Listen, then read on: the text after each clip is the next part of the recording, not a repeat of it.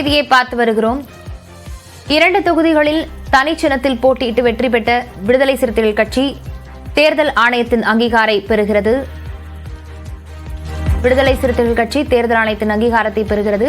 2 தொகுதிகளிலும் தனிச்சின்னத்தில் போட்டியிட்டு 2019 ஒரு தொகுதியில் மட்டுமே தனிச்சின்னத்தில் போட்டியிட்ட நிலையில் இந்த தேர்தலில் சிதம்பரம் மற்றும் விழுப்புரம் தொகுதிகளில் பானை சின்னத்தில் போட்டியிட்டு வெற்றி பெற்ற விடுதலை சிறுத்தைகள் கட்சி தேர்தல் ஆணையத்தின் அங்கீகாரத்தை பெறுகிறது. விவரங்களுடன் செய்தியாளர் கோகுல் இணைந்திருக்கிறார். கோகுல், விவரங்களை பதிவு செய்யலாம்.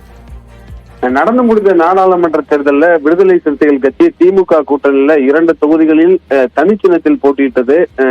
சிதம்பரம் தொகுதியில அந்த கட்சியுடைய தலைவர் தொல் திருமாவளவனும், விழுப்புரம் நாடாளுமன்ற தொகுதியில அந்த கட்சியுடைய பொதுச் செயலர் ரவிக்குமாரும் போட்டியிட்டார்கள். இருவருமே தற்பொழுது இந்த நாடாளுமன்ற தேர்தல் முடிவுல வெற்றி பெற்றதை அடுத்து தனி சின்னத்துல 2 பேரும் வெற்றி பெற்றிருக்காங்க.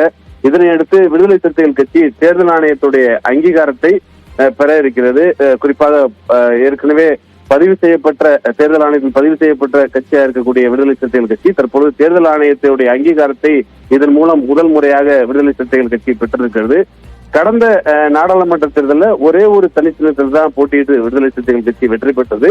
சட்டமன்ற தேர்தலில் அங்கீகாரத்தை பெறும் முயற்சியில ஒரு 6 சட்டமன்ற தொகுதியில தனிச்சின்னத்துல விடுதலை சிறுத்தைகள் கட்சி போட்டியிட்டாலும் 4 சட்டமன்ற தொகுதியில் மட்டுமே வெற்றி பெற முடிந்தது. தற்போது நடந்து முடிந்த நாடாளுமன்ற தேர்தலில் 2 நாடாளுமன்ற தொகுதியிலையும் தனிச்சின்னத்தில் போட்டியிட்டு வெற்றி பெற்றதை அடுத்து முதல் முறையாக தேர்தல் ஆணையத்துடைய அங்கீகாரத்தை விடுதலை சிறுத்தைகள் கட்சி பெற உள்ளது. விவரங்களுக்கு நன்றி கோகுல்.